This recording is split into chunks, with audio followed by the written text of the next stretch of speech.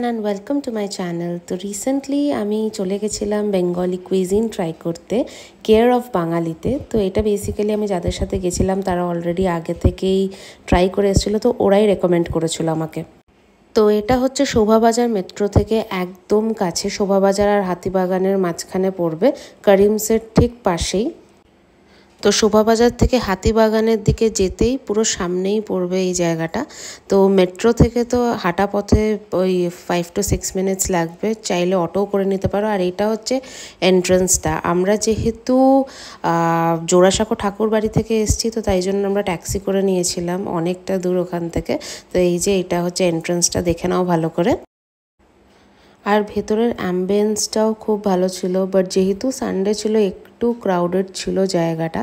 But আমি তো আমার ফেভারিট একটা প্লেস পেয়ে গেছিলাম, পুরো একেবারে মানে জানলাই বলবো ওটাকে, ওটার সামনেই পেয়েছিলাম। আমি তো খাচ্ছিলাম আর সমস্ত কিছু দেখছিলাম, এই দেখো।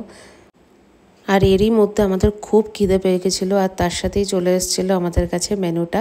তো এখানটায় কী ছিল না, সব রকমের খাবার ছিল, এমনকি সিজলার, বিরিয়ানি, বাঙালি খাবার তো ছিলই। বাট যেহেতু আমরা বলেছিলাম যে আমরা অথেন্টিক বেঙ্গলি ফুডই ট্রাই করব, তো তাই জন্য আমরা মানে অনেক কিছুই বাঙালি খাবার অর্ডার দিয়েছিলাম। কি কি অর্ডার করছিস দাদা?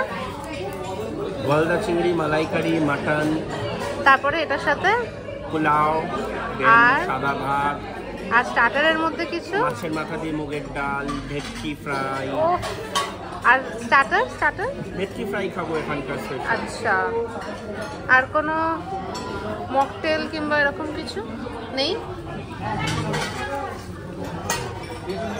ডেজার্ট আছে, এই সিজলার আছে এখানটায়। সিজলার খাস না? আচ্ছা, এই তো।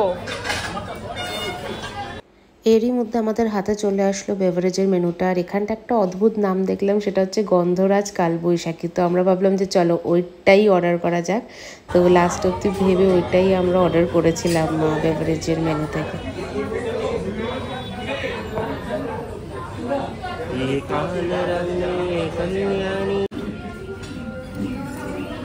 সবার কাছে প্লেট চলে এসেছে, আর আরেকজন তো কবি ভাব নিয়ে উদাসীন হয়ে বসে আছে। তোর হয়েছেটা কি আজকে? শুধু খাওয়া করিস না সারাক্ষণ। এই নে প্লেটটা খেয়ে নে।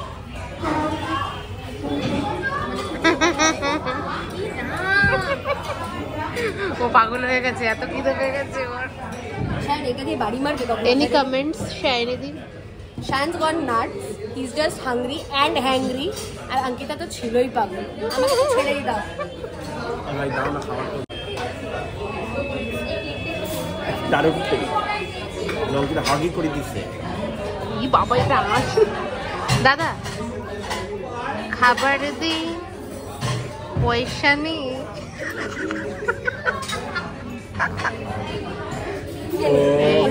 একটা পুরো আবার পরিষ্কার প্লেট চলে এসছে। প্রথমে তো কেয়ার অফ বাঙালি নাই না লেখা নেই, ঠিক আছে, কোনো ব্যাপার। এত বড় বড় চাকা অক্ষরে কেয়ার অফ। আচ্ছা, তোদের আগের বারের এক্সপিরিয়েন্সটা কেমন ছিল? আগেরবারের এক্সপিরিয়েন্স ফাটাফাটি ছিল, কিন্তু এখন শায়ন ঢপ দিচ্ছে। দাদা তোর ভালো ছিল খাওয়া। এখন কি ওর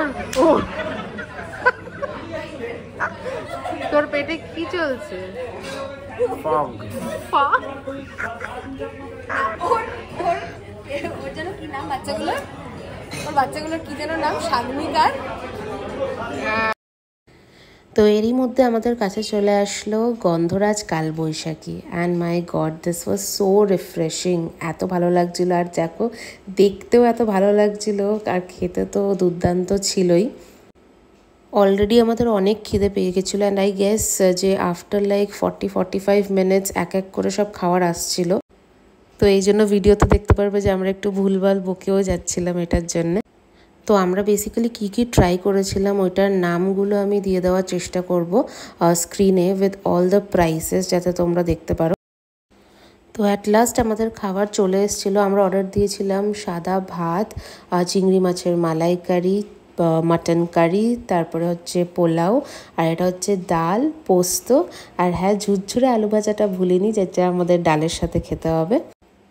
তো আমরা যে এতগুলো খাবার অর্ডার দিয়েছিলাম এটার ওভারঅল প্রাইস আমি হচ্ছে ভিডিওর শেষে দেখাবো, অ্যান্ড তোমরা গেস করতে পারবে না guys, it is so much reasonable.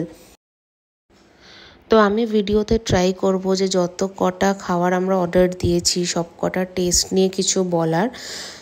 তো তখন ঝুরঝুরে আলু ভাজাটা দেখানো হয়নি, বাট যেহেতু এটা আমাদের তিনজনেরই ফেভারিট এই জন্য আমরা 2 প্লেট ঝুরঝুরে আলু ভাজা অর্ডার দিয়েছিলাম। তো প্রথমেই আমি প্লেটে নিয়ে নিয়েছিলাম সাদা ভাত আর ডাল, আর হ্যাঁ এটা দেখতে পাচ্ছ পুরো মটরশুঁটি ছড়ানো ছিল, আর একদমই মানে এরকম না যে বেশি পাতলা, ইট ওয়াজ থেক, খুব ভালো লাগছিলো খেতে। আর ঝুরঝুরে আলু ভাজার সাথে তো একদম অন্য ব্যাপারই। আর তারপরে নিয়ে নিয়েছিলাম আলু পোস্ত। তো এইটা এমনিতেই আমার খুবই ফেভারিট, আমি বাড়িতে মাকে সবসময় বানাতে বলি এটা। তো এটা আমি দুরকমভাবে ট্রাই করেছিলাম, একবার হচ্ছে ডাল দিয়ে ট্রাই করেছিলাম, আর একটা হচ্ছে মানে শুধু ভাত দিয়ে কীরকম কী লাগে সেরকমভাবে ট্রাই করেছিলাম। তো আমি বেশ 2-3 রকমভাবে খেতে তো খুব ভালোবাসি। তো এইটার পরেই চলে এসেছিলো আমাদের হিরো অফ দ্য শো, সেটা হচ্ছে চিংড়ি মাছের মালাইকারি। ও মাই গড, মানে সিরিয়াসলি আমি তো সবাইকে বলবো যদি কেউ কেয়ার অফ বাঙালিতে গিয়ে থাকো তাহলে প্লিজ ট্রাই দিস থিং, মানে দিস ইজ সো গুড। আমি পোলাও নিয়ে নিয়েছিলাম, তো আমি বেসিক্যালি আবার সেরকমভাবেই একটু সাদা ভাতের সাথেও খেয়ে দেখলাম, একটু পোলাওয়ের সাথেও খেয়ে দেখলাম, বাট সিরিয়াসলি মানে চিংড়ি মাছের মালাইকারিটা এখনও অবধি আমার মুখে লেগে, এত দারুণ খেতে, মানে এত ভালো খেতে এটা।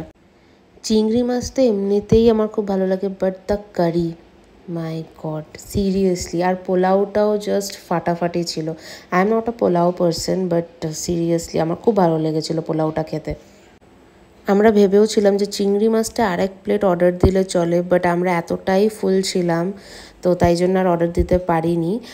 আর লাস্টে চলে আসলো এই মাটন কারিটা, মানে মাটন কষাটা।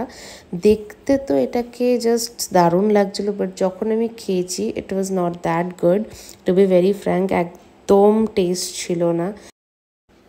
তো এত ভালো ভালো জিনিস খাওয়ার পরে একটা জিনিস আমাকে সত্যিই খুব কষ্ট দিয়ে ফেলেছে, সেটা হচ্ছে এই মাটনটা।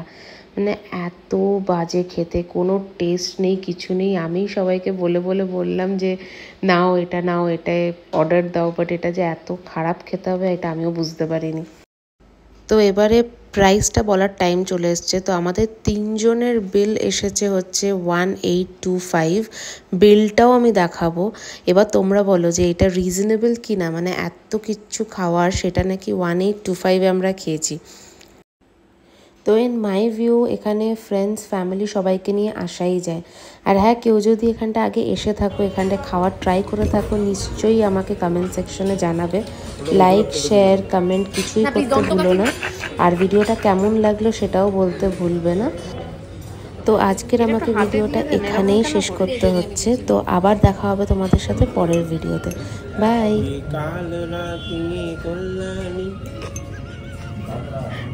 ঠিক আছে, থ্যাংক ইউ। না আর চাই না, আরেকবার দেব, এরকম কথা বলতে কি শুরু করেছিস তুই?